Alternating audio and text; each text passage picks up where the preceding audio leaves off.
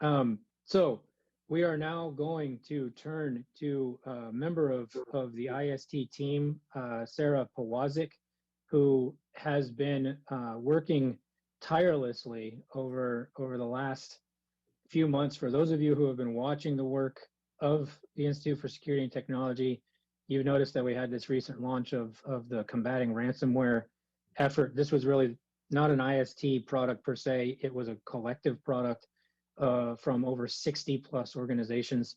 Sarah was the one that was behind the scenes making all of this happen.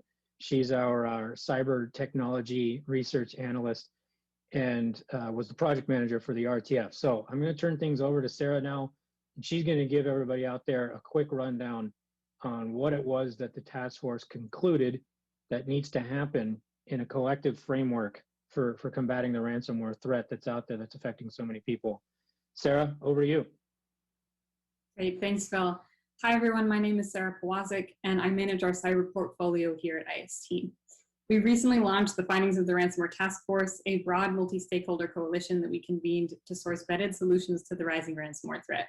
We are absolutely thrilled with the response that the RTF report received, and I'd like to take some time to share more about the task force and our proposals moving forward.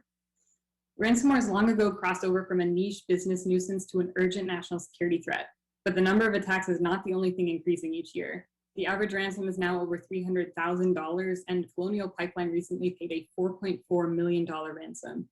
The tactics that gangs use to extort victims are escalating too, including data exfiltration and the threat of leaking sensitive data. Not to mention that no target is off limits, including businesses, healthcare, schools, local governments, and critical infrastructure. Next slide, please. While many of our data points to incidents in the US, ransomware is a problem around the globe. Not only do countries from Brazil to India suffer from ransomware attacks, cyber criminals live across the globe, making ransomware a threat that cannot be addressed by any one country. It was this global and growing threat that prompted IST to convene an international group of stakeholders who each brought a wealth of knowledge both geographically and in their day-to-day work. Next slide, please. The Ransomware Task Force itself was made up of over 60 hands-on practitioners from different sectors who came together for a 3-month sprint to synthesize existing materials and to create a comprehensive set of recommendations on how to address ransomware now and dampen its growth over the next few years. We saw a need not for more ransomware tools, but for a one-stop shop for all the different people affected by ransomware, from cryptocurrency exchanges to victims to policymakers, to find concrete steps they can take to make ransomware a less successful criminal enterprise. Next slide, please.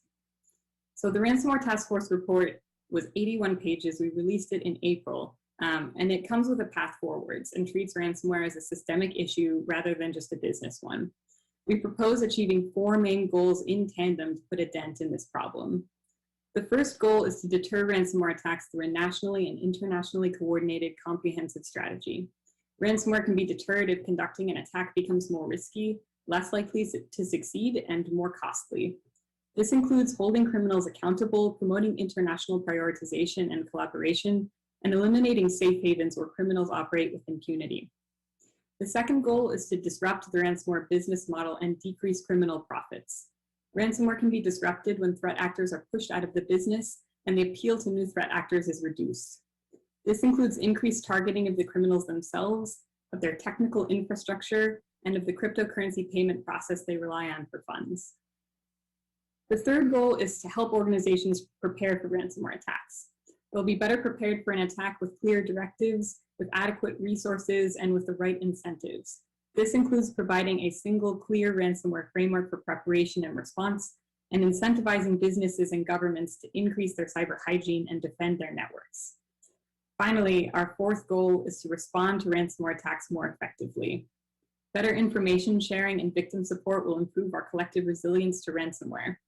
We recommend greater resources for victims, enhanced reporting mechanisms, and clear guidelines for what to do after an attack. Now, these goals are interdependent. For example, criminals cannot be effectively deterred without disruption of their activities. That's why it's crucial that we go after each of these goals in tandem and shore up defenses while going after the threat actors in order to make a difference in the long term. Next slide, please. Now, I'd like to outline a few of our top-line recommendations, which represent the most urgent out of 45 actions that we propose. The first is for international prioritization of ransomware attacks. and international collaboration to address the threat globally. Ransomware actors often operate in safe haven countries that either aren't aware of or refuse to take action against ransomware criminals.